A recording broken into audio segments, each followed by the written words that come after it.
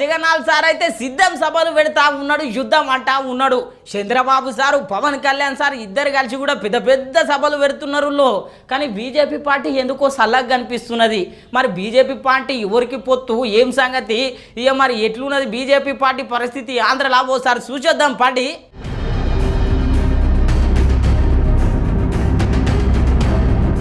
ఆంధ్రలో ఎన్నికల ప్రచారం షురువైందుల్లో ఎవరికి ఎదరకుండా ఎవరికి బెదరకుండా జగన్నాథ్ సారు సిద్ధం అంటున్నాడు, యుద్ధానికి పిలుపునిస్తున్నాడు.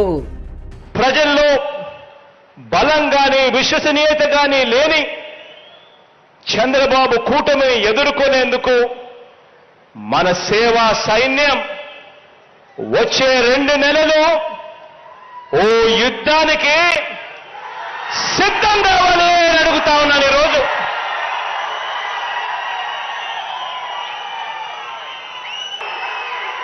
పేదవాడి భవిష్యత్ కోసం నిలబడడానికి మీరు సిద్ధమేనా అని అడుగుతా ఉన్నాను. మొన్నటిదాకా సిద్ధం సభలతోని పెద్ద యుద్ధమే నడిచింది ఆంధ్ర రాష్ట్రంలో. ఇక సిద్ధం సభలు పెడుతుంటే మేమేం తక్కువనా యుద్ధం సభలు పెట్టాలనుకున్నదో ఏమో. నిన్నైతే టీడీపీ జనసేన కలిసి తాడేపల్లి గూడెంలో తడాక సభ పెట్టిర్రు.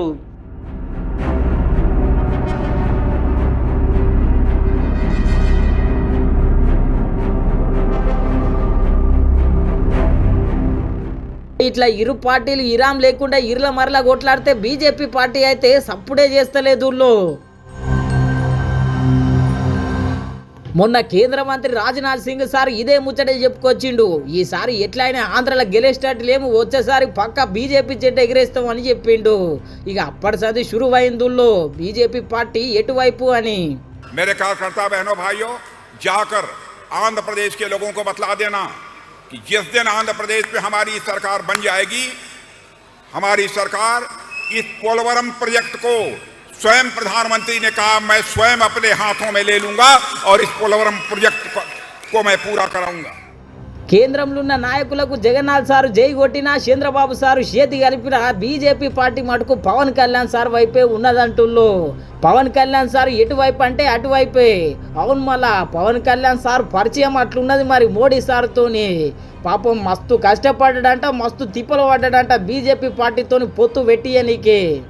టీడీపీ, జనసేన, భారతీయ జనతా పార్టీ నాయకుల ఆశీస్సులు ఉండాలి. ఈ అలయన్స్ కోసం నేనేదో నాకు మెచ్చి మేకతోలు కప్తాను నేను చేయలే.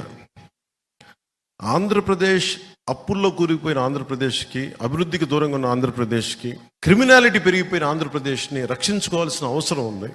అందుకని అందరం కలిసి ఓట్లు చెల్లకుండా ఉండాలని చెప్పిన ప్రతిపాదనకి ఎంత నలిగిపోయానో నా ఒకడికి తెలుసు. ఈ రోజున అందరూ ఎమ్మెల్యేలు, ఎంపీలు ఏదన్నా అవుదాం కానీ దాన్ని ఓటు అందరూ బలంగా ఉన్నారు. ఈ రోజున ఈ బలానికి కారణం నేను పడ్డ మామూలు నలుగుడు కాదు. దీనికి ఎన్ని చీవాట్లు తిన్నానో జాతీయ నాయకుల దగ్గర మీకు తెలియదు. అన్ని చీవాట్లు తిన్నాను నేను. ఒకటే 2 చేతులు పెట్టాను, సార్ మా రాష్ట్రం సార్ ప్లీజ్ సార్ ప్లీజ్, ఇంతే దండం పెట్టి ఈ రోజున జరిగింది.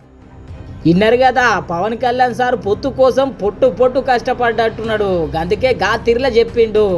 ఈ ముచ్చటకు చంద్రబాబు సార్ కూడా జై కొట్టిండు.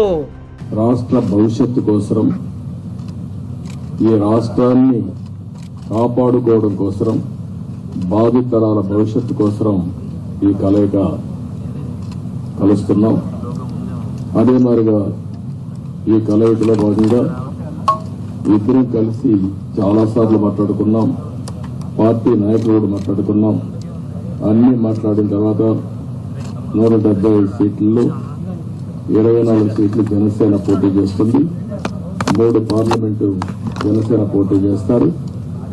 మిగిలిన సీట్లలో తెలుగుదేశం పార్టీ పెట్టుకుంది. మళ్లీ వారు చెప్పినట్టు బీజేపీ కలిసి వస్తే ఆ విషయాలు కూడా మాట్లాడుకొని మేము తగిన నిర్ణయాలు తగిన సమయంలో తీసుకుంటాం. ఇన్నారు కదా, పొత్తులతోని షిత్తు చేయాలనుకుంటున్నది వైఎస్ఆర్సీపీ పార్టీని. ఇక చూడాలి మరి. ఇప్పుడైతే చంద్రబాబు సారు, పవన్ కళ్యాణ్ సారు షెరొక్క జెండా పట్టుకొని ఇట్లా ఊపుతున్నారు.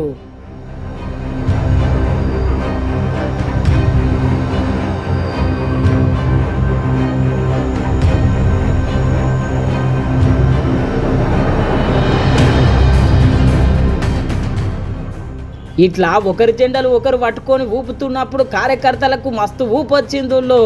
ఈ 2 జెండాల నడుమ బీజేపీ పార్టీ జెండా ఎప్పుడు వస్తుందో అని చెప్పి మస్తు మంది కార్యకర్తలు ఎదురు చూస్తుర్రంట. ఇక పొత్తులతోనే చిత్తు చేయాలనుకుంటున్నారు వైఎస్ఆర్సీపీ పార్టీని మొత్తం మీద.